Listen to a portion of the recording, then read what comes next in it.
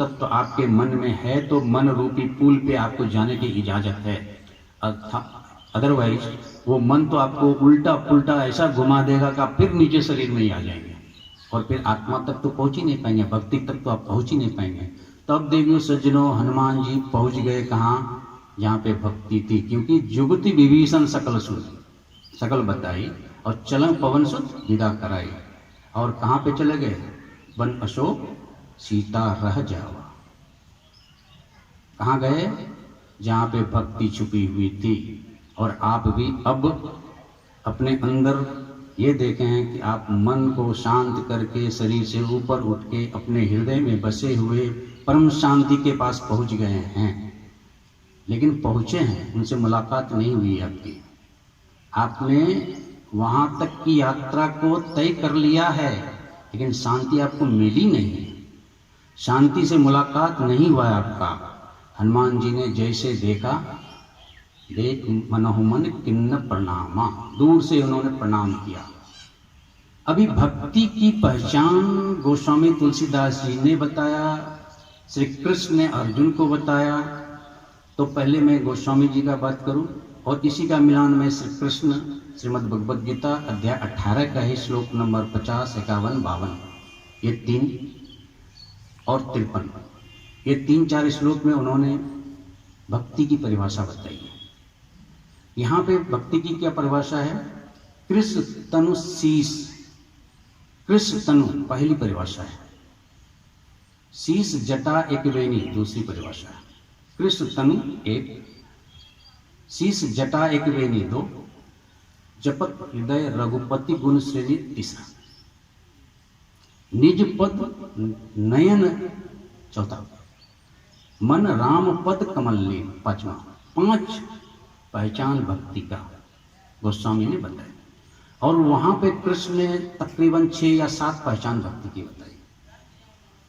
विद्या विशुद्ध युक्ता, आत्मनाम विमुच्य च,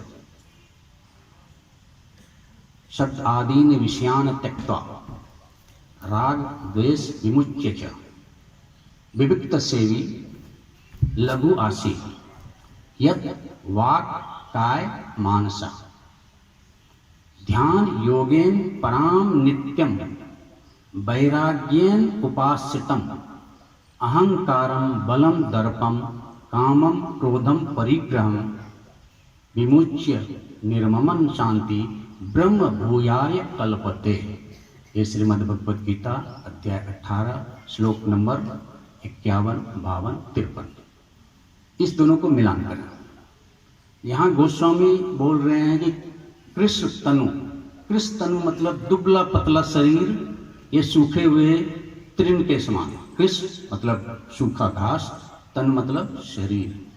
वहां पे भगवान श्री कृष्ण बोल रहे हैं कि ब्रह्म भूयाय कल्पते, मतलब ब्रह्म को आपको अगर प्राप्त करना है, यानी भक्ति को अगर आपको प्राप्त करना है, तो विविक्त सेवी लघुआसी, लघुआसी मतलब जो कम भोजन करता है,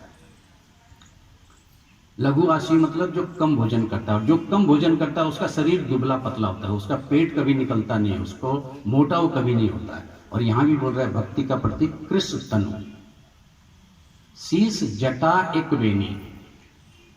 जो भक्ति है उसका बाल ऐसा स्नो पाउडर और साबुन से धोया हुआ नहीं रहता है, उसका एक जटा होता है, एक बेनी होता है। देखिए सज्जनों, वेदांत में बेनी का 2 अर्थ है। एक अर्थ है जो आप जुड़ा करते हैं, उसको बेनी बोलते हैं, और दूसरा अर्थ है गुण। एक बेनी मतलब एक गुण, एक गुण मतलब जब आप तीनों गुण से ऊपर उठ जाते हो, रजोगुण, तमोगुण, शतोगुण से जब आप ऊपर उठ के एक गुण में आ जाते हो, तो वो भक्ति है। श्रीमद् भगवद गीता अध्याय 2 श्लोक नंबर 46, भगवान श्री कृष्ण ने अर्जुन को बोला, निहत्रिगुण भव अर्जुन, इस 3 गुण से तुम ऊपर उठ जाओ। निर्योग क्षेम आत्मवान भव, और जब इस तीनों गुणों से तुम ऊपर उठ जाओगे तो निर्योग बन जाओगे, आत्मवान बन जाओगे। और जब ये चीजें हो जाएगी तुम्हारे जीवन में, तो तुम भक्ति के पास चले जाओगे, यानी तुम शांति को प्राप्त करोगे। जब मैं शांति की बात करूं तो समझ लो भक्ति है वो, क्योंकि भक्ति आपको शांति देती है। भक्तिम प्रियक्ष रघुकुंड निर्वराम में काम आदि दोष रहितम कुरु मानसच। जब आपको अखंड भक्ति मिल जाए, अखंड शांति मिल जाए, तभी आपका जो काम और क्रोध से मुक्ति मिलेगी। तो वहां पे भी भगवान बोल रहे हैं कि आप जब लघु आशी होते हैं तो आपको भक्ति मिलती है। एक गुण जब आप हो जाते हैं, तीनों गुणों से जब आप ऊपर उठ जाते हैं, रजोगुण, सतोगुण, तमोगुण, ये तीनों गुणों से जब आप ऊपर उठ जाते हैं तो आपको भक्ति मिलती है। शीश जटा एक वेणी, हृदय जपत रघुपति गुण श्रेणी। तीसरा गुण बोला कि हमेशा अपने हृदय में रघुपति का गुणगान करना चाहिए। अभी यहाँ पे रघुपति फिर राम कृष्ण ये नहीं, परम सत्ता, चर अचर का स्वामी, प्रकृति और पुरुष का स्वामी, ये वेदांत है। राम भी वही है, कृष्ण भी वही है, महादेव भी वही है, सब वही है, लेकिन इसका वेदांतिक शब्द का अर्थ है जो इस जगत का नियंता है, चर अचर का मालिक है, प्रकृति और पुरुष का नियंता है, वही रघुपति है। उसे राम कहो, कृष्ण कहो, हनुमान कहो, जो कहना है कहो, लेकिन है वो इस जगत का अदृश्य नियंता, जिसे हम नहीं समझते हैं, हम नहीं देख पाते हैं, लेकिन सारे का बागडोर उन्हीं के पास। तो उसको अपने हृदय में रखो। माँ सीता हमेशा रघुपति को अपने हृदय में रख रहे थे, जबकि वो बंधक बना ली गई थी मोह के द्वारा, फिर भी ये गुण उनमें विद्यमान था। हम और आप अगर कहीं गलत जगह पे चले जाते हैं तो वो जो बोलता है वही करने लगते हैं कि चलो जान तो बचे। लेकिन सीता को आप देखो, रावण जैसे त्रिलोक, तीनों लोकों का स्वामी, जिसके नजर उठाने से देवता लोग कांप जाते थे, फिर भी उसके बंदी गृह में कृष्ण तन है, शीश जटा एक बेनी है, और जपत हृदय रघुपति गुण श्रेणी है, बिल्कुल भक्ति। और वहां पे भी कृष्ण ने बोला विविक्त सेवी। विविक्त सेवी मतलब होता है जो एकांतवासी होता है, और एकांतवासी जो है वही राम का, वही भगवान का, वही परमपिता सत्ता का अनुभव कर सकता है।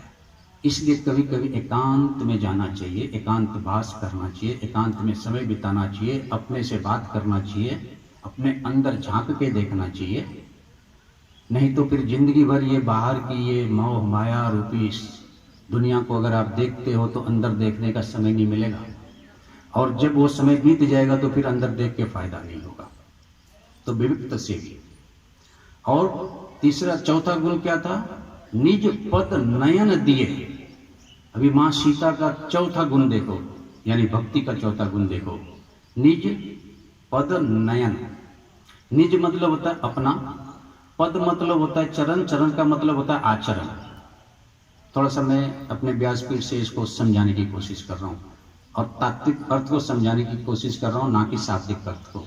पद मतलब चरण, चरण मतलब आचरण, आचरण मतलब बिहेवियर, बिहेवियर मतलब आपका पर्सनालिटी।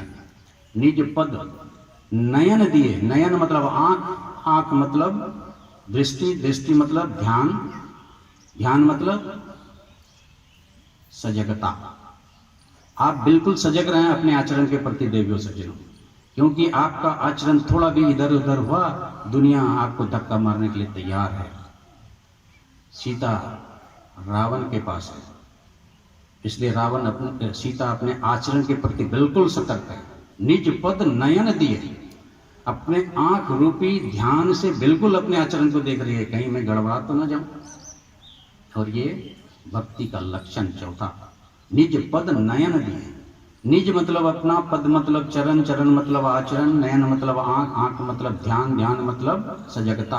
आप बिल्कुल अपने आचरण के प्रति सजग रहें तो आप भक्ति को प्राप्त कर सकते हैं। और पांचवा जो गुण बताया,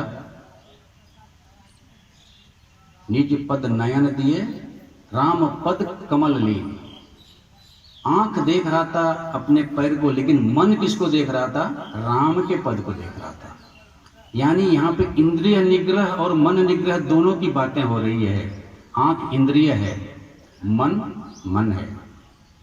आंख से अपने पैर को देखें, यानी कि आंख से अपने आचरण को देखें, और मन से परमपिता परमात्मा की अनुपम सत्ता को देखें, तो आपका मन निग्रह भी होगा, आपका इंद्रिय निग्रह भी होगा। और जब आपका दम और सम दोनों काम करेगा, दम मतलब होता है मन निग्रह, सम मतलब होता है इंद्रिय निग्रह, ये दोनों जब काम करेगा तो आप भक्ति को प्राप्त कर सकते हो। इसीलिए भक्ति का 5 गुण गोस्वामी ने बताया। और वहां पे चला श्रीमद् भगवद गीता में, अहंकारम बलम दर्पम काम क्रोध परिग्रह, अहंकार को, बल को, दर्प को, काम को, क्रोध को और परिग्रह। परिग्रह मतलब होता है मालिकाना भाव, किसी चीज पे मेरा मालिकाना है, उसको परिग्रह बोलते हैं। ये 6 दुर्गुण को छोड़ दो, विमुच्य छोड़ दो, निर्मम निर्मम हो जाओ, सत्यम नित्य और नित्य सत्य हो जाओ। ये जब हो जाएगा तो ब्रह्म भूयाय कल्पते, आप भक्ति को प्राप्त करने के योग्य हो जाते हो। तो ये गीता, ये सुंदरकांड, इसलिए मैंने बोला कि सुंदरकांड को इस सत्र में गीता के माध्यम से समझेंगे, या तो गीता को सुंदरकांड के माध्यम से समझेंगे। और हनुमान जी ने अभी भी मिला नहीं है, सिर्फ दर्शन किया है। और देवियों सज्जनों, मैंने अभी बात की, चलना आपको पड़ेगा। जुक्ति कोई बता दे, चलना आपको पड़ेगा, बॉटम लाइन। इसीलिए हनुमान जी चले, किसके साथ चले? विश्वास के साथ चले, विचार के साथ चले, वैराग्य के साथ चले। और विश्वास अगर आपके मन में है तो एक करिश्माई चीज हो जाएगी, जिसे आप समझ नहीं पाओगे, लेकिन वो चीज हो जाएगा। एक कहानी में बताऊं, ईश्वर बिकता है, कहानी का शीर्षक है ईश्वर बिकता है अथवा ईश्वर दिखता है, जो आप बोलो। एक 7 साल का बच्चा अपने दादाजी के साथ और अपनी मां के साथ रहता है। उसकी मां असाध्य रोगों से बीमार हो जाती है, चल फिर नहीं सकती है। दादाजी वृद्ध हैं, कुछ कर नहीं पाते हैं। मां हॉस्पिटल में है। ये बच्चा स्कूल से आने के बाद दादाजी का उंगली पकड़ के हॉस्पिटल जाता है और दादाजी को डॉक्टर से बात करते हुए सुनता है।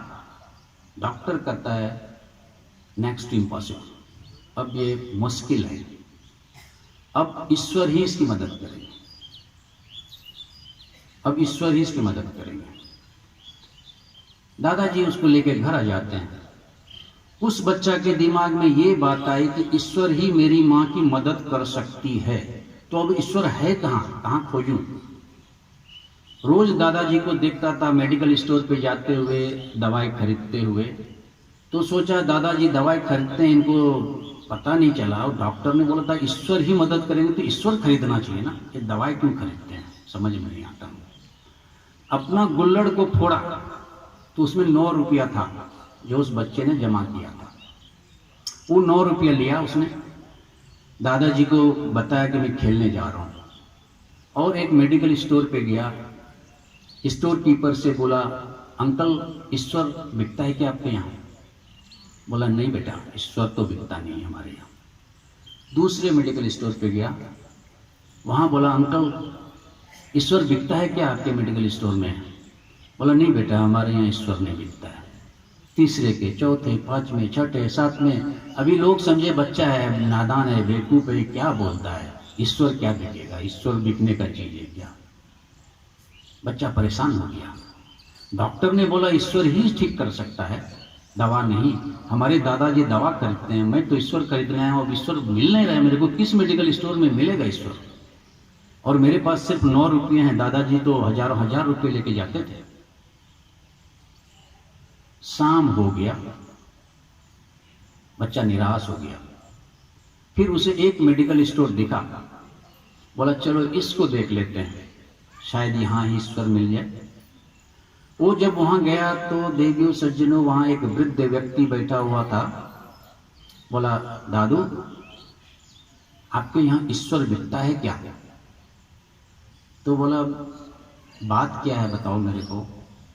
बोला नहीं, मेरी माँ बीमार है और डॉक्टर ने बोला है कि ईश्वर ही अब इसको ठीक कर सकता है। तो दवा तो बहुत दिन से हमारे दादाजी खरीद रहे थे, तो अब दवा से तो ठीक नहीं होगा, ईश्वर से ही ठीक होगा, तो ईश्वर हमको खरीदना है। बोला कितना पैसा लाए हो। बोला 9 रुपया मेरे पास था, गुल्लड़ से मैंने तोड़ के अपनी माँ के लिए लाया हूँ ईश्वर खरीदने के लिए। बोला ठीक है लाओ पैसा लो। 9 रुपया लिया और एक पानी का बोतल उसको दे दिया। बोला देखो 9 रुपया में ये पानी का बोतल ही मिलेगा, दाम 10 रुपया है लेकिन तुमको 1 रुपये का डिस्काउंट, ये जाके तो अपनी माँ को पिला देना। देखो यही ईश्वर है, ये बोतल में जो है वही ईश्वर है। वो बच्चा भागता हुआ हॉस्पिटल गया और माँ को वो पानी पिला दिया। देखियो सज्जनों, अगला दिन डॉक्टर ने बोला कि अब आपका माँ का हालत सुधर रहा है और इसका जो ऑपरेशन करना था उस स्थिति में ये अब लगता है 2-3 दिन में आ जाएगी। ये मिराकल कैसे हुआ मुझे मालूम नहीं, लेकिन हालत अब सुधर रहा है। वो बच्चा तो अपना स्कूल चला गया माँ को पानी देके। दादाजी को बोला गया कि 5 लाख का खर्चा है जो ऑपरेशन होना है। अब ऑपरेशन के लायक पेशेंट हो गया है, पहले तो ऑपरेशन के लायक भी नहीं था। तो दादाजी ने कर दो। बोला पैसा है ना। बोला देखेंगे, घर बेच लेंगे या कुछ कर लेंगे। ऑपरेशन हो गया उसके माँ का, माँ बिल्कुल ठीक हो गई। अब वक्त है डिस्चार्ज का और पैसा 5 लाख रुपया देना है। वो व्यक्ति अपने बच्चे के साथ हॉस्पिटल आता है और बोलता है कि कल आपको पैसा दूंगा, हमने किसी से बात किया है अपना घर बेचने का। तो डॉक्टर ने बोला जरूरत नहीं है, आपका बिल पेड हो चुका है। तो बोला पेड किसने पे किया। बोला एक वृद्ध व्यक्ति आया था और उसने 5 लाख रुपया का चेक देके गया है और उसने बोला उस बच्चे को बोल देना कि उसका भगवान आया था, उसने पैसा देके गया।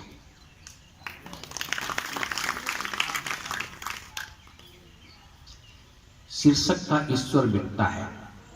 अगर विश्वास है तो ईश्वर अपने भक्तों के लिए बिकता भी है। चले हम कहानी में आगे बढ़ते हैं, कथा में जाते हैं। मैंने बात की थी चलना आपको पड़ेगा, भले कोई कुछ बता दे, कोई ज्ञान दे दे, कोई मंत्र दे दे, कोई कुछ भी करे, चलना आपको पड़ेगा। और अगर आप नहीं चलोगे तो भक्ति आपके हाथ से छूट जाएगी, फिर रावण रूपी मोह के बाद पेश में चला जाएगा। और अभी यही हो रहा है देवियों सज्जनों, हनुमान जी से चूक हो रही है। हनुमान जी एक पेड़ के ऊपर पत्तों के ऊपर छिप गए हैं। तरु पल्लव महाधा लुकाई, करो विचार करो का भाई। अभी वो विचार करने के करें क्या हम, तही अवसर रावण तहावा। रावण तब आया जब हनुमान रुक गया। जब तक हनुमान चल रहा था रावण सीता के पास नहीं आई थी। आप देखो समुद्र पे चढ़े, गिरी पर चढ़े और तब से लेकर के अभी तक वो रुके नहीं थे कहीं भी। पहली बार यहाँ पे वो रुके हैं। तरु पल्लव महा रहा लुकाई, करो विचार करो का भाई। अब वो सोच रहे हैं कि क्या करूं मैं, क्या करूं मैं। संशय यहाँ हनुमान जी को आया और जैसे संशय आया विश्वास का क्षय हुआ। जैसे विश्वास का क्षय हुआ मोह ऊपर आ गया, रावण आ गया। हमारे हृदय में भक्ति थी, हमने उसे देख भी लिया था, लेकिन हम रुक गए। और जैसे रुके वैसे फिर से वो इंद्रिय रावण मेघनाथ कुंभकर्ण सब जग गया। अरे अब तो ये रुका है। फिर से सीता रूपी भक्ति को घेर लिया रावण ने। और फिर रावण सीता को बहुत सारे प्रलोभन देते हैं, बहुत सारे प्रलोभन देते हैं। मेरे पास 20 मिनट समय है, अब उसमें 10 मिनट मेडिटेशन मिल जाएगा तो और इस कथा को मैं 10 मिनट तक कर सकता हूँ। तो रावण और सीता के बीच में बहुत सारे संवाद होते हैं, कटु संवाद होते हैं। और देखियो सज्जनों, यहाँ पे मैं एक बात बताऊं कि सीता जो जगत जननी है, इस विश्व की देवी है, अष्ट शक्ति धात्री है, वो सीता भी इतना डर गया रावण के बात होने के बाद कि त्रिजटा से अब आग मांग रही है कि अब मुझको जलना है, मैं अपने शरीर का त्याग कर दूंगी। त्रिजटा सन बोली कर जोरी, मात विपति संगनी तय मोरी। आन काठ रच चिता बनाई, मात अनल पुनि देह लगाई। हे माता, आप मेरी संगिनी हैं, मुझे अब जिंदा नहीं रहना है। देखिए देवियों सज्जनों, ये सीता की बात नहीं है, हम सभी जीव की बात है। जब हम काम और क्रोध के मोह पास में बंध जाते हैं तो इतना उलझ जाते हैं तो कभी कभी हम आत्महत्या तक की सोच लेते हैं। और यही बात हमने पहले दिन कही थी कि करोड़पति आदमी भी, बिजनेसमैन भी, एक्टर भी, एक्ट्रेस भी, पब्लिक फिगर भी आत्महत्या बहुत करते हैं, क्योंकि जब वो एकांत में जाता है तो उसका मन अवसाद में चला जाता है, डिप्रेशन में चला जाता है। अभी हाल फिलहाल में कॉफ़ी डे का मालिक जो था, सीसीडी का जो मालिक था, वो नाव पर से कूद के मर गया था केरला में, आप लोग पढ़े होंगे। जीनत अमान परवीन बॉबी का लाश 3 दिन के बाद कमरे से बाहर मिला था। अभी हाल फिलहाल एक हीरो था सुशांत सिंह राजपूत, वो मर गया। क्यों मर गया? 16 करोड़ उसके बैंक में बैलेंस था जब वो मरा था, तो ऐसा पेपर में आया था। क्यों मर गया? क्या कारण था? अवसाद, शांति नहीं था उसके जीवन में। सुख था पर शांति नहीं था। इसी तरह से ये सीता, जो हम सभी जीव हैं, जब काम और क्रोध जकड़ लेता है तो कभी कभी हम आत्महत्या की भी बात करते हैं। और जब हम आत्महत्या की बात करते हैं तो हनुमत तत्व रूपी जो हनुमान हैं वो आकर के हमें बचाते हैं। कैसे? प्रमाण है कि हनुमान जी ने माँ सीता को 3 चीज दिया। पहला विश्वास, दूसरा भरोसा और तीसरा संतोष। मैं थोड़ा जल्दी में इसको खत्म कर दूंगा, कि जहाँ तक पहुँचना है वहाँ तक पहुँच जाऊँगा, और नहीं तो फिर कल पहुँचूंगा।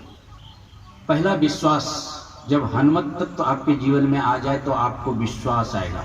जैसे माँ सीता को जब हनुमान जी ने पूरी बात बताई, क्या क्या बताया?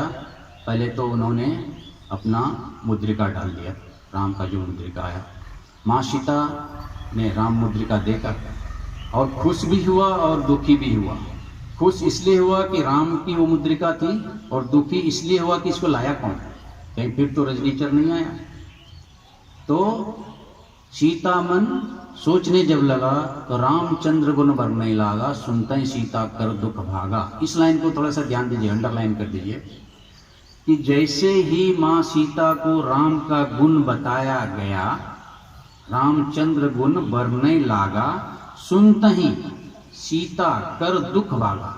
जो दुख त्रिजटा नहीं दूर कर पाई थी, वो दुख हनुमान जी ने दूर किया रामचंद्र का गुण गा करके। अर्थात जब आपके जीवन में कोई परिस्थितियां ऐसी आए कि आपको अवसाद में जाना पड़े, डिप्रेशन में जाना पड़े, तो आप राम का गुण गाना चालू करो, क्योंकि राम का जो गुण है इस माया रूपी रोग का इलाज है। आप शुरू में ही देखेंगे किष्किंधा-कांड 29वां दोहा के बाद का जो छंद है, भव भेषज रघुनाथ गुण, सुने जो नर अरु नार, तिनके सकल मनोरथ सिद्ध करे त्रिपुरारी। अभी देखो कितना गारंटी हम जीव को दे रहे हैं, अभी फिर भी हम अगर ना समझें तो हमारी कमजोरी है। महादेव की सौगंध, महादेव बोल रहे हैं कि मैं ठीक करूंगा तुमको, लेकिन कंडीशन क्या है? इस माया रूपी घाव, भव मतलब संसार, भेषज मतलब रोग, इस माया रूपी रोग का इलाज क्या है? रघुनाथ गुण। लेकिन इसका तरीका क्या है? सुने जो नर अरु नार। जैसे रोगी को दवा खाने का एक प्रिस्क्रिप्शन दिया जाता है, सुबह 1, दोपहर 1, शाम 1। उसी तरह से यहाँ डॉक्टर कौन है? त्रिपुरारी, यानी शंकर जी डॉक्टर, और रोगी हम सब। रोग कौन है? माया। भव भेषज, भव मतलब माया, अब भवन मतलब माया नहीं, भव मतलब माया, ना मतलब नहीं, जो भवन में रहता है उसको माया नहीं, बशर्ते बाकी सारा भव जो है वो एक भेषज, भेषज मतलब रोग, भव भेषज, रघुनाथ गुण दवा। उस रोग का दवा कौन है? रघुनाथ का गुण, यानी the virtue of the god, virtue of the supreme soul, और हिंदी में उसको बोले तो परम सत्ता की परम शक्ति, वही रघुनाथ गुण है। और तरीका क्या है उस दवा को खाने का? सुने जो नर अरु नारी, मतलब आपको श्रवण करना पड़ेगा, तरीका ये है उस दवा को खाने का। और सकल मनोरथ सिद्ध, आपको बिल्कुल वो टिक कर देगा, गारंटी दे रहा है, करे त्रिपुरारी। तो उसी की बात हम यहाँ कर रहे हैं कि हनुमान जी जब रामचंद्र का वो गुणगान किया तो माँ सीता का वो दुख जो एक क्षण पहले था, जहाँ की वो बोल रही थी कि तजौ देह करु बेग उपाय, अब मैं शरीर छोड़ दूंगा, दुसह विरह अब सही नहीं जाए, इतना संताप था उनके पास।